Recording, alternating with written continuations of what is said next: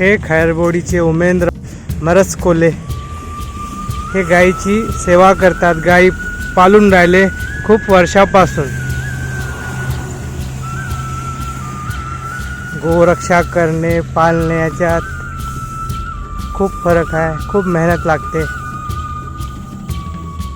Bill पाहिजे. जुन्या काळात हे सगळे करत होते. आता नवीन पिढी कितीपर्यंत करेल.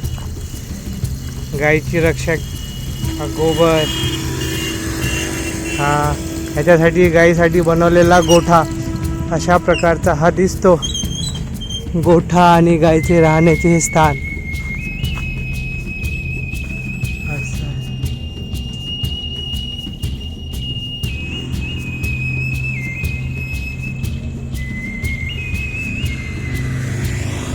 उमेंद्र मरसकोले हे गायची सेवा करतात, पालन करतात खूप वर्षापासून. हे दोन शब्द बोलतील. भाऊ सांगा. आता मग वडील होते.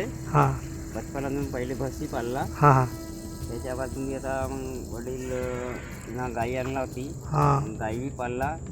माझ्या बहुत गाई होत्या. त्याच्यापासून मी एक एक गाय नाही का मरण पावली.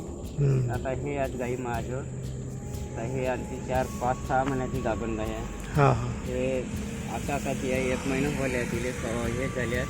हां हां पुरा एक गोरी आहे. याच्या कसं आहे चारा पाणी ती गायडोरा बांधून आपण हो. सकाळी आपला तेल पुन्हा फेकायचा. कधी बहुत तणस आपला जो बहुत आहे पिवळा चारा नाही आपला जो. पुराण्या जमान्यापासून अशी सेवा करावी लागते. आजकालच्या जमान्यात लोक म्हणजे तेवढी सेवा करू शकले नाही म्हणून गायी आपल्या वाचून नाही राहिल्या. आता ज्याच्यात दिल आहे, सच्चा दिल आहे तोच करून राहिला.